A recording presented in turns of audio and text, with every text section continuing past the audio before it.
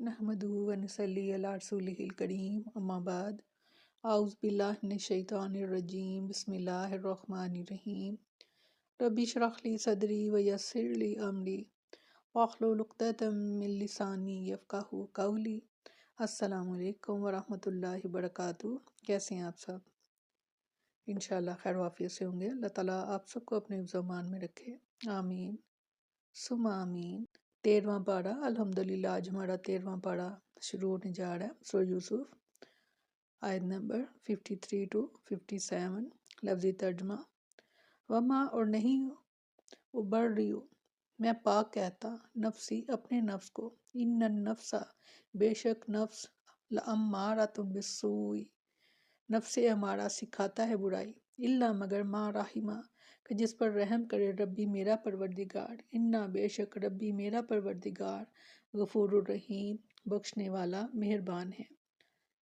وقال، اور کہا مالک بادشاہ نے، ایتونی، کہ لے آؤ میرے پاس بھی اس کو، استخلصہ، تاکہ میں مصاف خاص بناؤں اس کو، لنفسی۔ فلما، پھر جب، کلمہ، بات کی اس نے، قالا، تو کہا، انا، کا بے شک تو، الیوم، آج سے، لدینا، ہمارے ہاں، مکین، امین، صاحب اقتدار ہوگا، امانت دار۔ قالا، تو فرمایا حضرت یوسف علیہ السلام نے، اجعلنی، مقرر کر مجھے، علی خزائن، خزانوں پر، الارض، زمین کے، انی، بے شک میں، حفیظ علیم، حفاظت کرنے والا، خوب جاننے والا ہوں۔ وکذالک، اور اسی طرح، مکننا، ہم نے قدرت دی یوسف، یوسف علیہ السلام کو، فی الارض، زمین میں، یتبوأ، رہتے تھے، منہا، اس میں، حیث، جہاں بھی، یشاء، وہ چاہتے تھے، نصیب، ہم پہنچا دیتے تھے، برحمتنا، اپنی رحمت، من نشاء، جس کو ہم چاہتے ہیں، ولا، اور نہیں، نضیع، ہم ضائع کرتے، اجر المحسنین، نیک کر لوگوں کا ثواب، ولا اجر، اور البتہ ثواب، آخرت، آخرت کا، خیر، بہتر ہے، للذین، ان کے لیے جو، آمنوا، ایمان لائے، وکانوا، اور وہ تھے، یتقون، پرہیزگاری کرتے۔ فرمایا، اور میں اپنے نفس کو بڑی نہیں کرتی، بے شک نفس تو برائی کا کام کا بہت حکم دینے والا ہے، مگر جس پر میرا رب رحم کرے، بے شک میرا رب بے حد بخشنے والا، نہایت رحم والا ہے۔ اس آیت میں یوسف علیہ السلام نے اللہ کے لیے اپنی غایت درجہ خشوع اور خضوع کا اظہار کرتے ہوئے فرمایا کہ میں اپنی نفس کا تزکیہ نہیں کرتا، کیونکہ انسان کا نفس تو برائی پر اکساتا ہی رہتا ہے، سوائے ان نفوس قدسیہ کے کہ جن پر اللہ کا خاص فضل و کرم ہوتا ہے، اور میرا رب تو بڑا ہی معاف کرنے والا اور بے حد مہربان ہے۔ سیدنا انس رضی اللہ عنہ بیان کرتے ہیں کہ رسول اللہ صلی اللہ علیہ وسلم نے اس آیت کی تلاوت کی، سورہ یوسف کی، کہ پھر رسول اللہ صلی اللہ علیہ وسلم نے فرمایا، جب یوسف علیہ السلام نے یہ فرمایا تو جبریل علیہ السلام نے کہا، اے یوسف، اس وقت کو یاد کر جب تو بھی ارادہ کر لیتا اگر اپنے رب کی برہان نہ دیکھتا۔ تو یوسف علیہ السلام نے فرمایا، اما ابرئ نفسی ان النفس لامارۃ بالسوء۔ سیدنا ابو ہریرہ رضی اللہ عنہ بیان کرتے ہیں کہ سیدنا ابو بکر صدیق رضی اللہ عنہ نے رسول اللہ صلی اللہ علیہ وسلم سے عرض کی، مجھے کوئی ایسی دعا سکھائیے کہ جسے میں صبح شام پڑھا کروں۔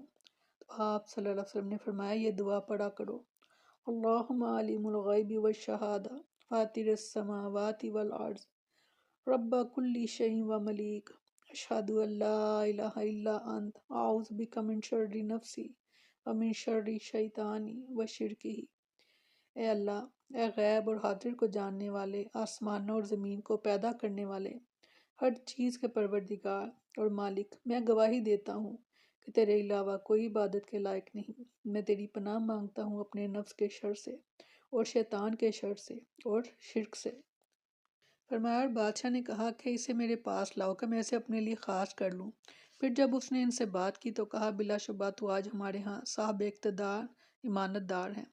اللہ تعالیٰ نے یوسف علیہ السلام کو ان کے صبر، استقامت اور عفت اور طہارت کی وجہ سے بہت ہی اونچا مقام عطا فرمایا، مقام نبوت سے سرفراز فرمایا اور شاہ مصر کا خلیفہ اور نائب بنا دیا۔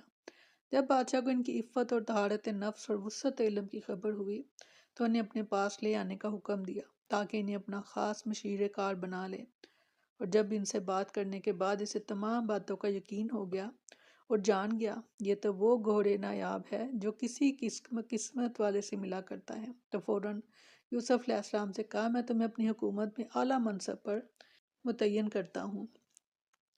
فرمایا، اور اس نے کہا، مجھے زمین کے خزانوں پر مقرر کر دے، بے شک میں پوری طرح حفاظت کرنے والا، خوب جاننے والا ہوں۔ اور اسی طرح ہم نے اس سرزمین میں یوسف علیہ السلام کو اقتدار عطا فرمایا، اس میں سے جہاں چاہتا جگہ پکڑتا تھا۔ ہم اپنی رحمت جس کو چاہتے ہیں پہنچا دیتے ہیں، اور ہم نیکی کرنے والوں کا اجر ضائع نہیں کرتا، اور یقیناً آخرت کا اجر ان لوگوں کے کہیں بہتر ہے کہ جو ایمان لائے اور ڈرتے رہے۔ اس طرح اللہ تعالیٰ نے یوسف علیہ السلام کو سرزمین مصر کا مالک بنا دیا، جس طرح چاہتے تھے اس میں تصرف کرتے تھے، جہاں چاہتے تھے جاتے تھے، بستی ہو یا شہر، ہر جگہ انہی کا حکم چلتا تھا۔ اے اللہ سے ڈرنے والوں کے لیے اسے آخرت کا ثواب دنیا سے زیادہ بہتر ہے۔ مطلب یہ ہے کہ آدمی کو آخرت کی کامیابی کے لیے اصل کوشش کرنی چاہیے، کیونکہ دنیا کا جاہ و جلال اور عزت اور شہرت سب عارضی ہے، اور آخرت کی نعمتیں ہمیشہ باقی رہنے والی ہیں۔